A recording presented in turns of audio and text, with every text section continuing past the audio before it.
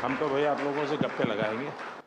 अच्छा, आप में से कितने हैं जो हार करके आए हैं? सबसे पहले तो दिमाग में से निकाल दीजिए कि आप हार करके आए हैं। आप देश का झंडा ऊंचा करके आए हैं और आप कुछ सीख करके गए हैं। और इसलिए खेल ही एक ऐसा क्षेत्र है दोस्तों कि जहां कभी कोई हारता नहीं है, हर कोई सीखता है। और इसलिए मैं पहला तो आप लोगों से आग्रह से कहूंगा, इसलिए मैंने जानबूझ करके कहा जरा हाथ ऊपर करो लेकिन अच्छा हुआ 80% लोगों ने हाथ ऊपर नहीं किया, मतलब वो मेरी बात को समझते हैं। जिन्होंने हाथ ऊपर किया उन्होंने नम्रता के कारण किया है, विवेक के कारण किया है।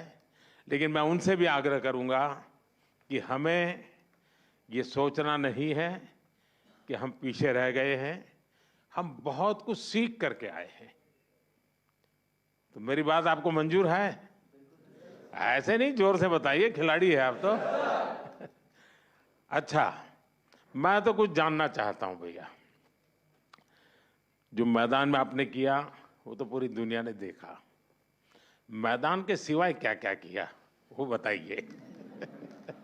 दुनिया के कई प्लेयरों से दोस्ती हुई होगी, बहुत कुछ जाना होगा। आपको लगा होगा यार हमारे यहाँ भी ऐसा होता तो अच्छा होता, ऐसा कुछ हुआ होगा ना? तो मैं ऐसा कुछ सुनना चाहता हूँ आप लोगों से। कौन बताएगा? जी सर, सबसे पहले नमस्ते आपको। एंड लक्ष्य को जब मैं पहली बार मिला तो इतना छोटा था आज काफी बड़ा हो गया। जैसा कि टूर्नामेंट मेरा रहा, काफ़ी लंबे मैचेस रहे वहाँ पे शुरुआत के दिन से। तो मेरा ज़्यादा करके मेरा फोकस मैचेस पे रहता था। बट ये जब भी हमें फ्री टाइम मिलता था हम लोग सबके साथ डिनर करने जाते थे और काफ़ी सारे एथलीट्स वहाँ पे मिले जिनको देख के आई थिंक काफ़ी कुछ सीखा और हमने उनके साथ एक डाइनिंग रूम शेयर किया। आई थिंक वो एक बड़ी बात थी। एंड आई थिंक और जो वो वहाँ का माहौल था, आई थिंक ये मेरा सबसे पहला ओलंपिक्स था और मैं जो मैं एक्सपीरियंस किया वहाँ पे वो काफ़ी अच्छा था। जैसे कि इतने बड़े स्टेडियम में खेलना, इतना क्राउड आपको देख रहा है, तो फर्स्ट 2-3 मैचेस में थोड़ा नर्वस भी था।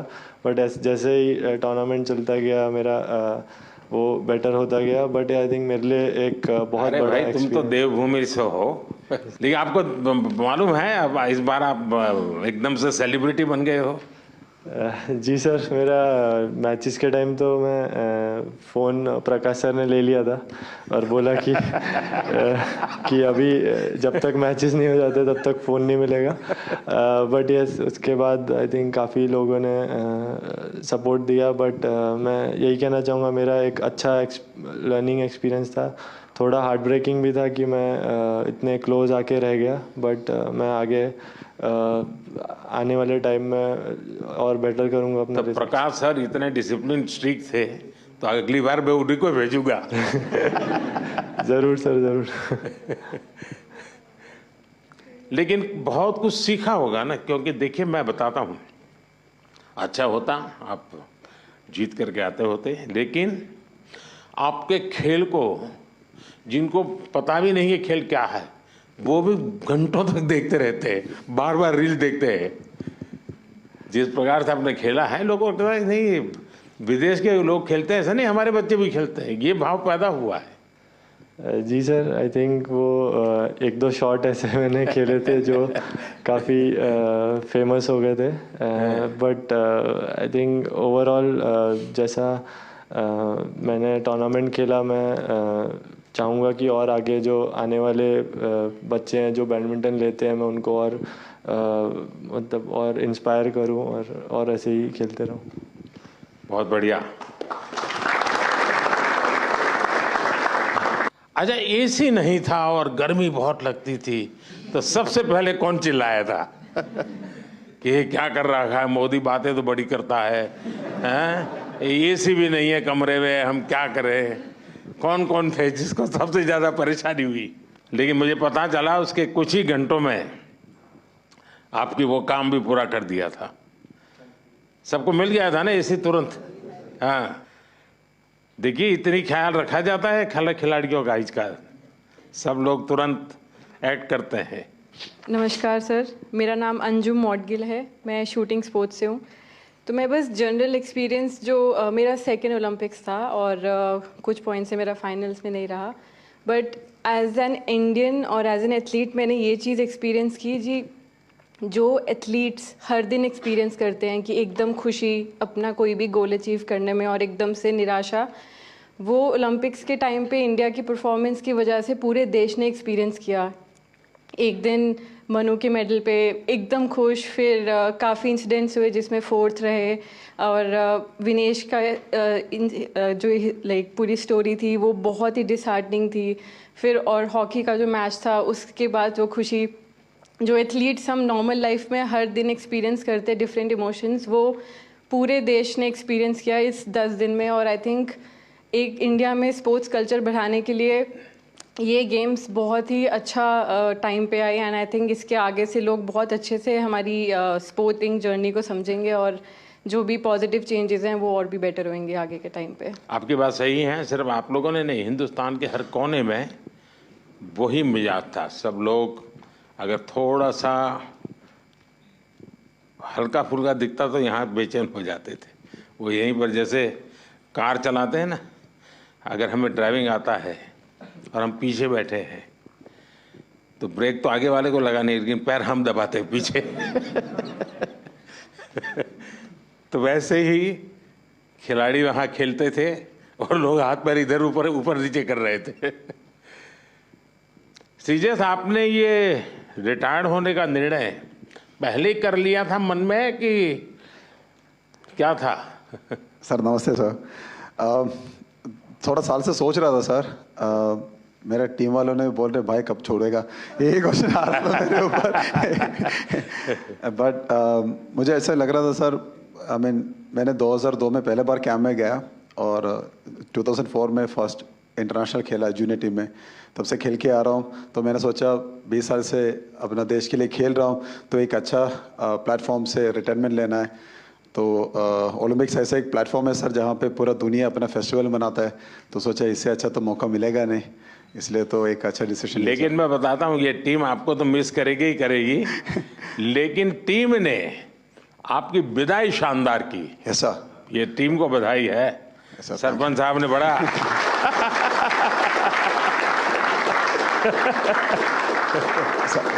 सच में सर ऐसे एक हम सपना ही देख सकता है सर, क्योंकि हमारे लिए थोड़ा हार्ड था जब हम लोग सेमीफाइनल हार गए थे, क्योंकि ये टीम इस बार जब पेरिस के लिए गया था हमारा उम्मीद इतना था कि हम लोग फाइनल खेलेगा या गोल्ड के लिए हम लोग लायक है।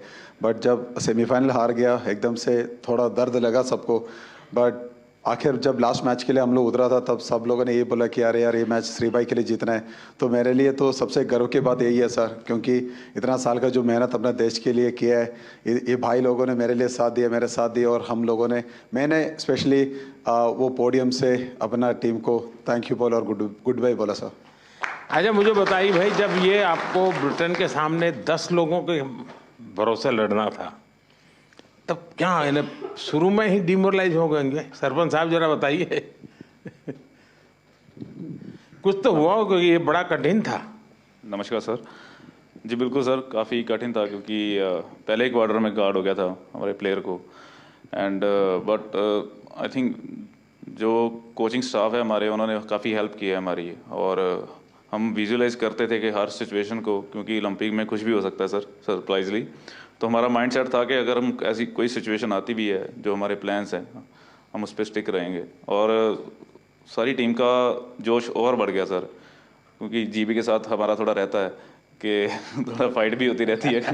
तो वो मेंटालिटी थी कि इनसे 150 साल से चली आ रही है। हाँ सर, वही सर, हम परंपरा निभा रहे थे। तो बिल्कुल ये सर और था कि मन में कि नहीं हम ये मैच जीतेंगे आज। तो बहुत अच्छा रहा कि 1-1 ड्रा रहा सर, उसके बाद शूट आउट पे हम जीते हैं। तो एक वो, क्योंकि ये ऐसा कभी सारी हिस्ट्री में नहीं हुआ सर ओलंपिक में।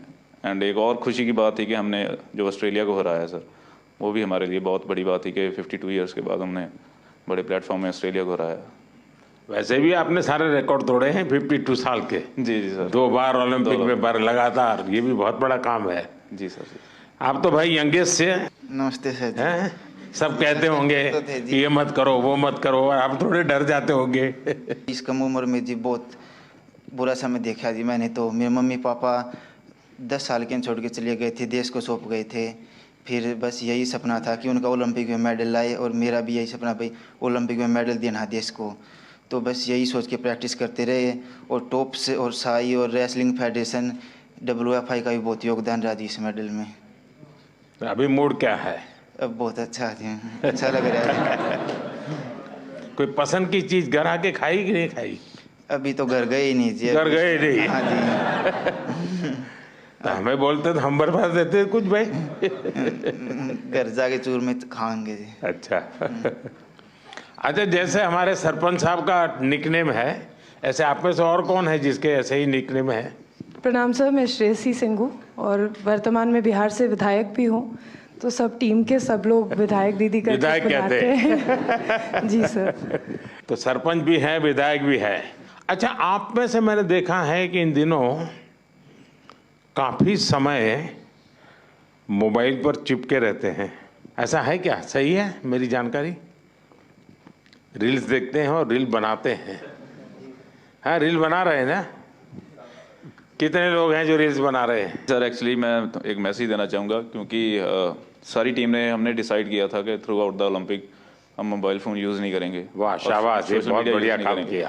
तो बिल्कुल सर, क्योंकि सर अगर कोई अच्छे कमेंट आ रहे हैं चाहे बुरे कमेंट आ रहे हैं, दोनों इफेक्ट करते हैं। तो हमारा माइंड सेट था कि हम एज ए टीम हमने डिसाइड किया कि हम बिल्कुल सोशल मीडिया यूज़ नहीं करेंगे। ये अच्छा किया आप लोगों ने। जी सर। अब मैं चाहूँगा कि देश के नौजवानों को भी आप ये बताएं जी बिल्कुल सर, कि उससे जितना दूर रहे अच्छा ही है, वरना ज़्यादा लोग उसी में उनका समय जाता है, उसी में फंसे रहते हैं। आप बेटा बहुत निराश लग रही हो। हाँ जी सर, पहली बार गई थी और मैं मतलब एक से हार गई थी बाउट, और मगर उससे जीत जाती तो मैं फाइनल तक जाती, गोल्ड भी ला सकती थी। पर वो मेरा बैड लक था, दिन अच्छा नहीं था, तो सर मैं लूज हो गई। कोई, अभी तो उम्र बहुत छोटी है बेटा, बहुत करना है। हाँ जी सर। और हरियाणा की मिट्टी ऐसी है, करके दिखाओगी। हाँ जी सर। प्रधानमंत्री जी नमस्कार। मुझे लगता है कि इस बार हमारी पूरी कंटिंजेंट में जो इंजरीज हुई थी वो काफ़ी कम थी, 1 या 2 सीरियस इंजरी थी। पर नहीं तो यूजुअली क्या होता है कि सब गेम्स में से 3-4 मेजर इंजरी होती है जिनकी ऑपरेशन करनी पड़ती है। पर इस बार फॉर्चुनेटली सिर्फ 1 था, तो वो अच्छी बात थी। एक सीखने का था कि जब भी ओलंपिक के जो विलेज में जो पॉलीक्लिनिक रहता है उसमें थोड़ी फैसिलिटीज़ रहती है, पर इस बार हमने सब जो फैसिलिटीज़ थी वो हमारे विलेज में ही, हमारे बिल्डिंग में ही रखी थी। और इसलिए काफ़ी एथलीट जो थे वो उनका जो कुछ भी रिकवरी करना था, इंजरी मैनेजमेंट करना था, प्रेपरेशन भी जो करना था, वो बहुत ही आसानी से कर सके। आई थिंक बहुत सारे एथलीट को वो वो प्रेफरेबल था, और आई थिंक उससे एटलीस्ट वो कॉन्फिडेंस था कि हमारे पास सब कुछ है। आई थिंक इससे भी फ्यूचर में भी ऐसे ही हम करते गए तो हम सपोर्ट दे सकेंगे हमारे एथलीट को। देखिए साहब, डॉक्टर ने मुझे बहुत महत्वपूर्ण बात बताई कि इस बार हमारी टीम में पहले की तुलना में मिनिमम इंजरीज थी। इंजरी कम हुई है, इसका मतलब है कि खेल की हर चीज में आपकी एक्सपर्टाइज आ गई है। इंजरी होने का कारण वही होता है कि हमें खेल के संबंध में कुछ हमारा अज्ञान होता है जो हमें खुद को कभी कभी डैमेज कर देता है। ये सिद्ध हो रहा है कि आप लोगों ने खुद अपने आप को तैयार किया है, और छोटे मोटे जर्क आए भी, कठिनाई आई तो भी आपके बॉडी को आपने ऐसा बनाया है कि आप मेजर इंजरी से बच गए हैं। तो मैं पक्का मानता हूँ आप लोगों ने काफ़ी ट्रेन किया होगा अपनी बॉडी को, काफ़ी मेहनत की होगी, तब जाके ये हुआ होगा।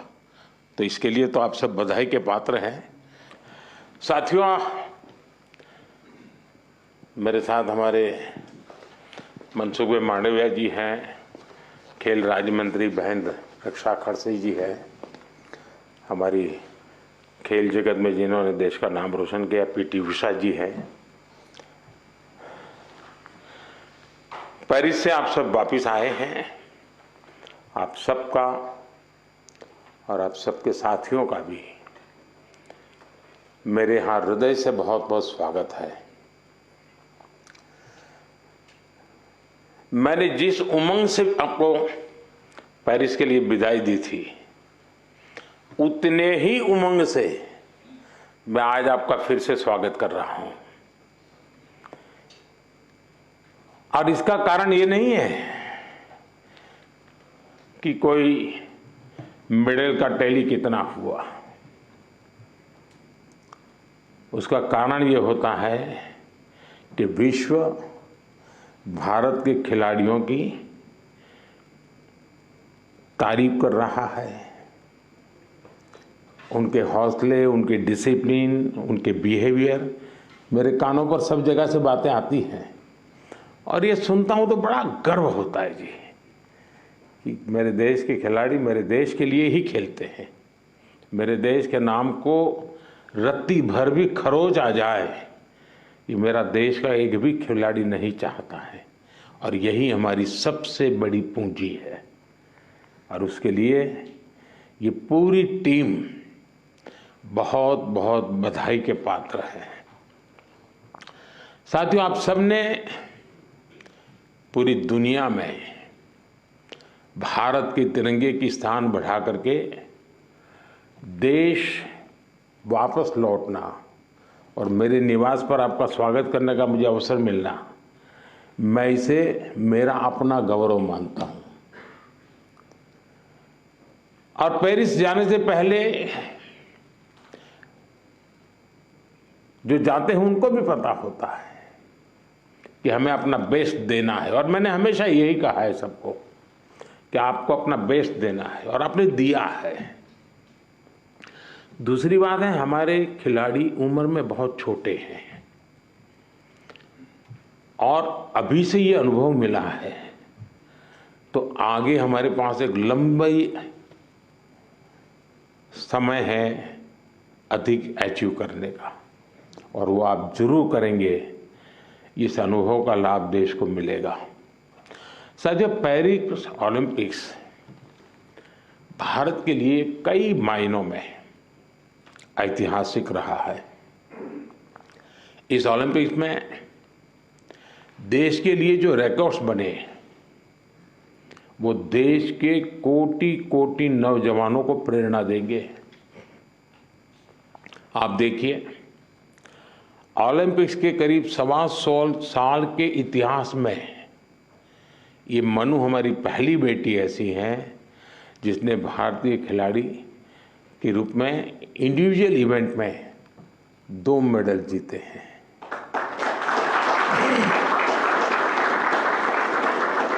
हमारा नीरज पहला ऐसा भारतीय खिलाड़ी है जिन्होंने इंडिविजुअल इवेंट में गोल्ड और सिल्वर जीते। हॉकी में भारत ने 52 साल बाद लगातार 2 बार मेडल जीते कंटिन्यू।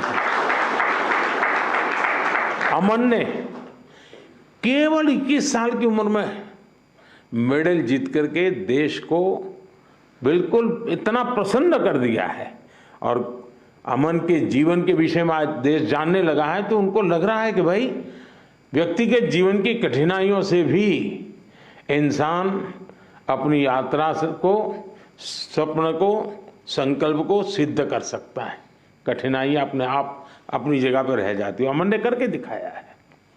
विनेश पहली ऐसी भारतीय बनी जो कुश्ती में फाइनल तक पहुंची। ये भी हमारे लिए बड़ा गर्व का विषय है। ओलंपिक्स में 7 शूटिंग इवेंट्स में इंडियन शूटर्स फाइनल्स में पहुंचे और ये भी पहली बार हुआ है। इसी तरह तीरंदाजी में धीरज और अंकिता पदक के लिए खेलने वाले पहले भारतीय तीरंदाजी बने और लक्ष्य, हमारा लक्ष्य सेन, आपके मैच ने तो पूरे देश का जोश बढ़ा दिया है।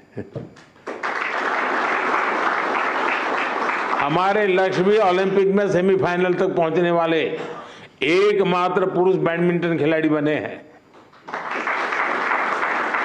हमारे अविनाश सावले, इसने ट्रिपल चेज के फाइनल में क्वालिफाई किया।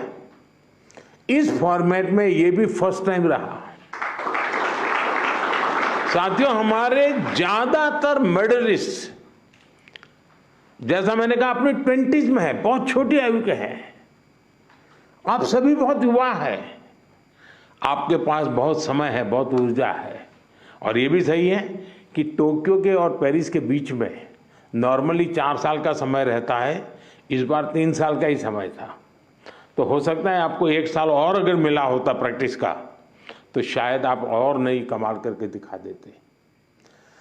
अभी लंबी कैरियर में आप कई बड़े टूर्नामेंट खेलेंगे, खेलना बंद नहीं करना चाहिए, रुकना भी नहीं चाहिए, एक भी मैच छोड़नी नहीं चाहिए। ये युवा दल इस बात का प्रमाण है कि स्पोर्ट्स में भारत का भविष्य कितना उज्जवल रहने वाला है। मुझे विश्वास है पेरिस ओलंपिक्स भारतीय स्पोर्ट्स की इस उड़ान के लिए एक लॉन्च पैड साबित होने वाला है। ये टर्निंग पॉइंट है हमारा। उसके बाद विजय ही विजय है दोस्तों, हम रुकने वाले नहीं है। साथियों, आज भारत अपने यहाँ world class sports ecosystem develop करने की प्राथमिकता दे रहा है। ग्रासरूट से आने वाले खिलाड़ियों को उनको तराशना ये बहुत जरूरी है। हमने गांव-गांव, शहर-शहर से युवा प्रतिभाओं को आगे बढ़ाने के लिए खेलो इंडिया मुहिम शुरू की है। और मुझे खुशी है कि खेलो इंडिया से निकले 28 खिलाड़ी इस ओलंपिक समूह का हिस्सा बने हैं।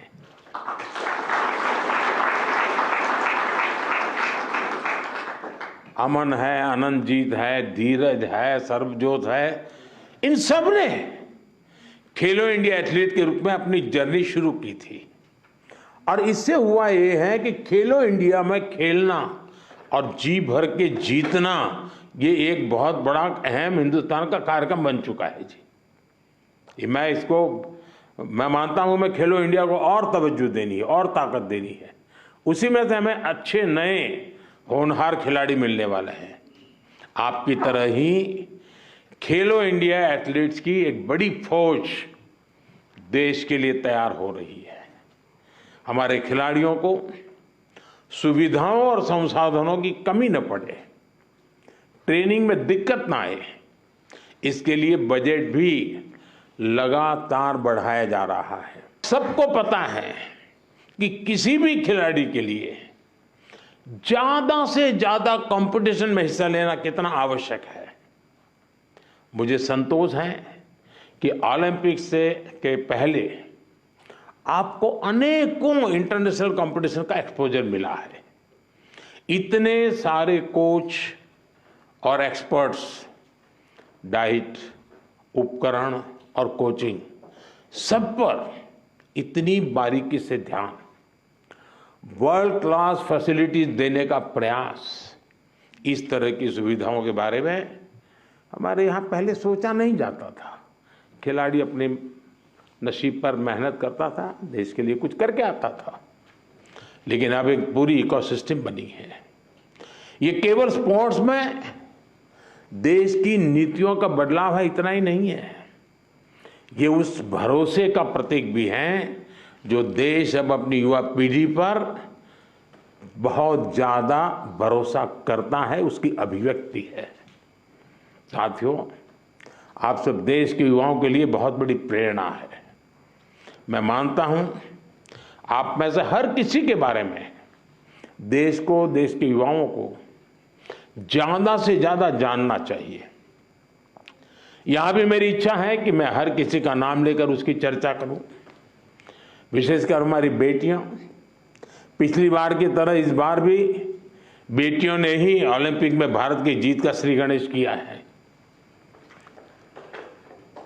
मनु को जिस तरह पिछली बार तकनीकी कारणों से निराश होना पड़ा था, फिर उन्होंने जो वापसी की, अंकिता ने जिस तरह सीजन का अपना सर्वश्रेष्ठ प्रदर्शन किया, मनिका बत्रा और श्रीजा अकोला ने भी सबका ध्यान खींचा है। इसी तरह बाकी खिलाड़ी भी रहे, खासकर नीरज ने अपनी लगन और अनुशासन में जिस तरह कंसिस्टेंसी दिखाई है, स्वप्निल ने कठिनाइयों को पार कर जिस तरह मेडल जीता है, हॉकी में हमारे सरपंच साहब, उनकी टीम ने दिखा दिया कि भारत की ताकत क्या है। PR श्रीजेश ने ये बता दिया कि द बॉल क्यों है। जो मेडल जीता या जो एक पॉइंट या कुछ सेकंड से चूका, उस सब ने एक ही संकल्प दोहराया, ये सिलसिला गोल्ड से पहले नहीं रुकेगा।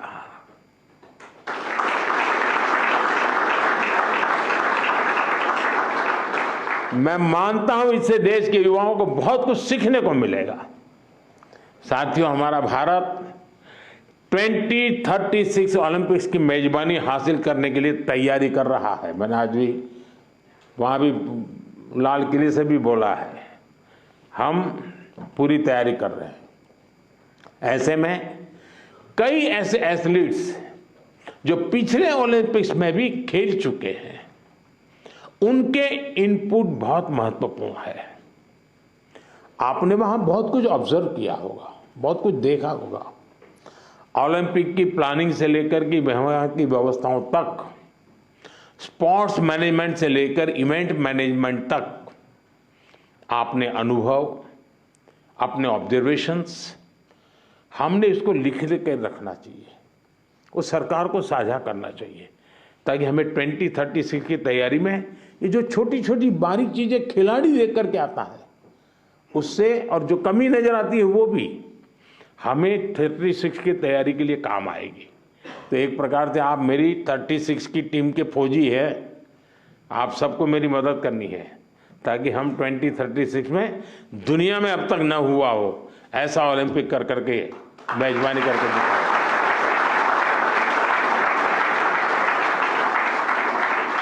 मैं चाहूंगा कि खेल मंत्रालय इसके लिए एक ड्राफ्ट बनाए और सभी खिलाड़ियों से उनके डिटेल में फीडबैक लें, उनके सुझाव लें, तो हम जरूर तैयारी अच्छी तरह कर पाएंगे।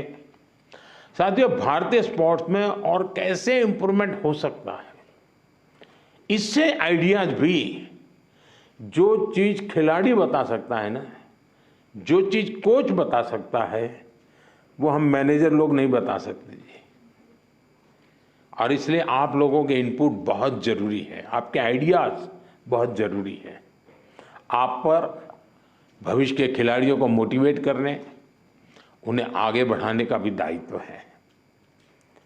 और लोग तैयार होने चाहिए, आगे बढ़ने चाहिए। आप सोशल मीडिया स्पेसेस पर युवाओं से जुड़ सकते हैं, और जुड़ते भी हैं, करते भी हैं, बातें उनको प्रेरित करें। खेल मंत्रालय और दूसरी संस्थाएं भी इस तरह से इंटरेक्शन सेशन आयोजित करवा सकती है अलग अलग ग्रुप के लोगों के साथ। तो ये लोग अपना अनुभव शेयर करेंगे। मेरे सामने शायद बोलते नहीं है, लेकिन बाहर तो बहुत कुछ बोल सकते हैं ये लोग। साथियों, आप सबसे मुझे मिलने का अवसर मिला, और जब आप आए और मैं आपको ऐसे ही जाने दूं तो फिर बात अधूरी रह जाएगी। और इसलिए मैं तो कुछ न कुछ आपके जिम्मे काम छोड़ने ही वाला हूँ। और पहले भी जब भी मैंने आपको कुछ कहा है, आपने जरूर उसको पूरा करने का प्रयास किया है। देखिए, जो साथी टोक्यो ओलंपिक के बाद आए थे, उन्होंने मैंने स्कूलों में जाने और युवाओं से मिलने का आग्रह किया था, और उन्होंने किया था, उसका लाभ भी हुआ है। आज देश पर्यावरण की रक्षा के लिए एक पेड़ मां के नाम अभियान चला रहा है। मैं आप सबसे कहूंगा, आप भी उससे जुड़े, अपनी मां को लेकर के एक पेड़ लगाइए। पेरिस को भी याद कीजिए और पेड़ लगाइए। अगर मां नहीं है तो मां की तस्वीर लेकर के खड़े रहिए और पेड़ लगाइए। आप में से ज्यादातर खिलाड़ी गांव की पृष्ठभूमि से हैं, सामान्य परिवार की पृष्ठभूमि से हैं। आपने पेरिस में भी देखा है, और इस बार के पेरिस के ओलंपिक की विशेषता थी, वो पर्यावरण को प्रमोट कर रहे थे। उन्होंने एनवायरनमेंट फ्रेंडली सारा वहाँ पर इकोसिस्टम डेवलप किया था। आप भी अपने गांव जाए तो वहाँ के लोगों को नेचुरल फार्मिंग, प्राकृतिक खेती, केमिकल फ्री खेती, हमारी धरती माता की भी रक्षा हमको करनी है, ये बात उनको बताइए। और इन सब के साथ दूसरे नौजवान साथियों को स्पोर्ट्स के जुड़ने के लिए, फिटनेस के लिए उनको प्रेरित करना चाहिए। फिटनेस की तरफ आप ही उनको गाइड कर सकते हैं और मैं मानता हूं कि इससे बहुत बड़ा लाभ होगा। साथियों, मुझे विश्वास है आप सब सदा सर्वदा देश का नाम रोशन करेंगे। विकसित भारत की हमारी यात्रा युवा प्रतिभाओं की सफलता से और ज़्यादा खूबसूरत बनने वाली है। इसी कामना के साथ मेरी फिर से एक बार आप सबको बहुत बहुत शुभकामनाएं हैं। मेरे लिए आप सब अचीवर हैं। आप में से कोई ऐसा नहीं है जिसने कोई अचीव नहीं किया है। और जब मेरे देश से ऐसे नौजवान कुछ अचीव करके आते हैं ना, तो उसी के भरोसे देश भी अचीव करने की तैयारी कर लेता है। बहुत बहुत बधाई, बहुत बहुत शुभकामनाएं दोस्तों। हमसे जुड़े रहने के लिए हमारे YouTube चैनल को सब्सक्राइब करें और नई वीडियो की नोटिफिकेशन के लिए बेल आइकॉन को दबाएं। अगर आप ये वीडियो Facebook पर देख रहे हैं तो लाइक जरूर करें और ज्यादा से ज्यादा शेयर करें। धन्यवाद।